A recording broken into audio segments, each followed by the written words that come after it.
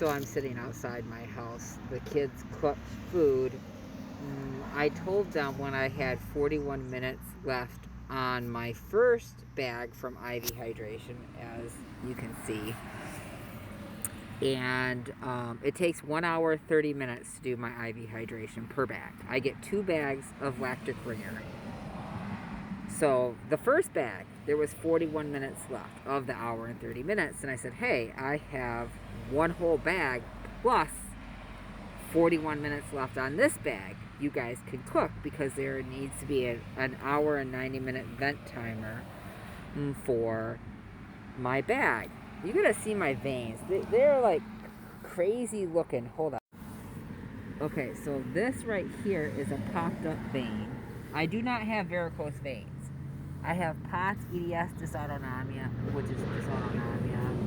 So this is left foot. Here is like right foot. Look at that. Look at that. So I get IV hydration because of my gut dysmotility, MCAS, and dysautonomia. And no matter how much water I drink, no matter how much water I put through my... sorry, dropped my phone. No matter how much water I drink, no matter how much food I put through my tube, I ran out of food while I was out, because the vent timer was supposed to be done by the time I got back. Okay, so the center closed at 6. I still had half a bag. They let me stay until 6:24, and they increased the speed a little bit.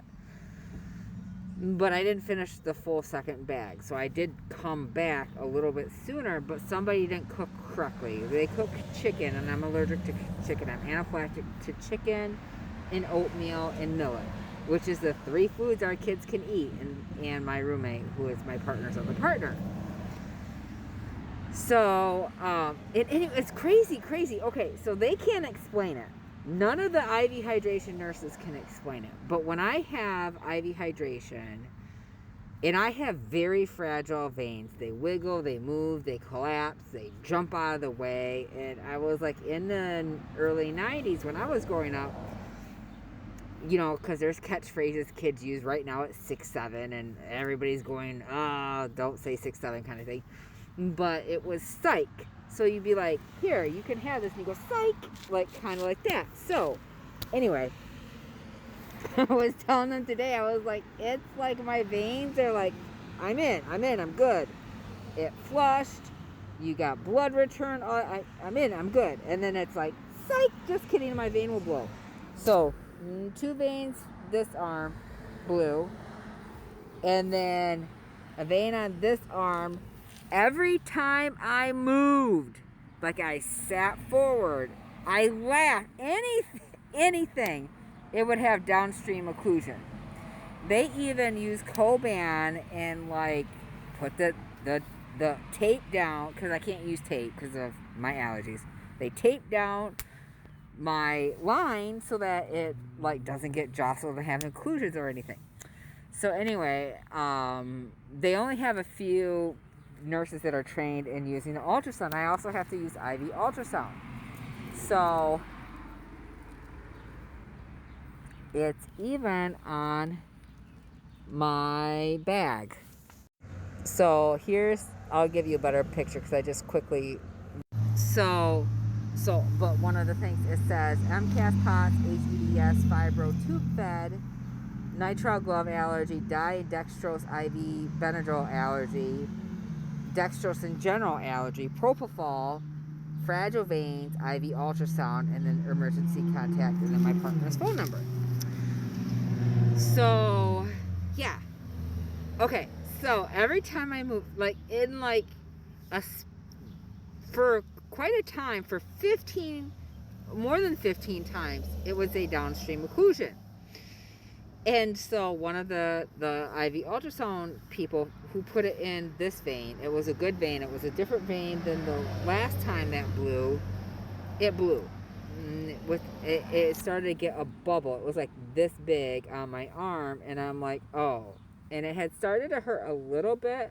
But then I looked down and the bubble was there. And so my vein blew. So then they had a different tech do my right arm. And so they got it in the vein. And then he was over there standing there, because I was like, yeah, it's been going off. It's gone off like 15 times. I've had to push the button.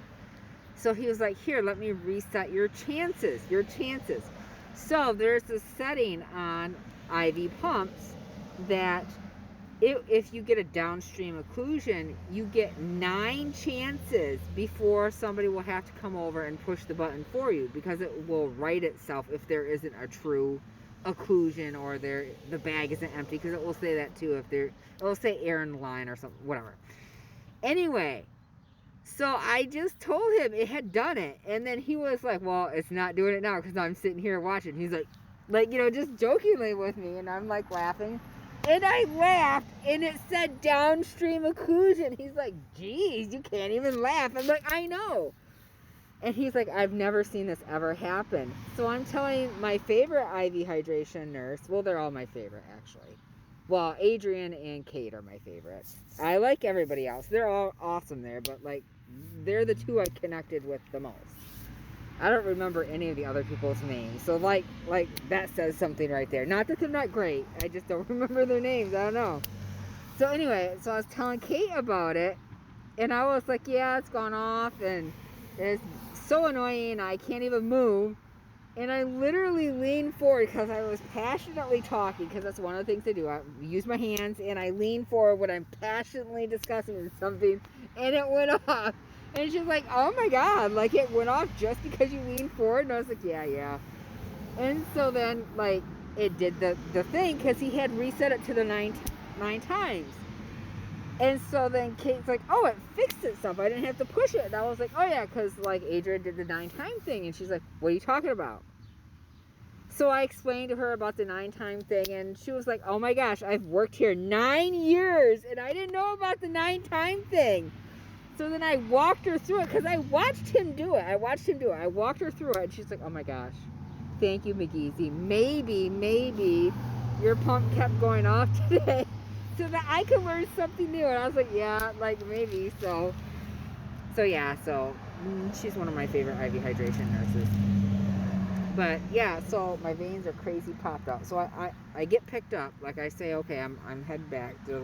My partner's like, well, you better check and see how long it was on the vent timer. And at the time, it had 1 hour and 9 minutes. I go, who didn't cook on time? And I was like, because I'm doing the mental math. I said something when I had 41 minutes left on the bag, the first bag. There only needs to be a 90-minute timer set. And then, yes, I didn't go through the whole bag, but it takes 1 hour and 30 minutes to do a full bag. And I had to leave with half a bag still in there, which fucking sucked. But, like, I didn't have a choice because the center was closed. They already let me go to 6:24 when they closed at 6. But they had another patient also but their treatment was going to be done sooner than mine. And so then I'm like, well, my food is almost done. I'm continuously tube fed, so my food was almost done.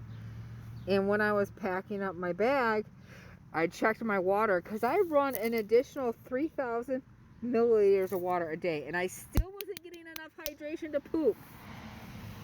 And I told them today, oh my gosh, you guys, this weekend, Friday, Saturday, Sunday, I pooped 2 times each day, and it wasn't diarrhea. One of the times it was diarrhea, but I was still running at 150 plus, like getting the IV hydration plus all that stuff.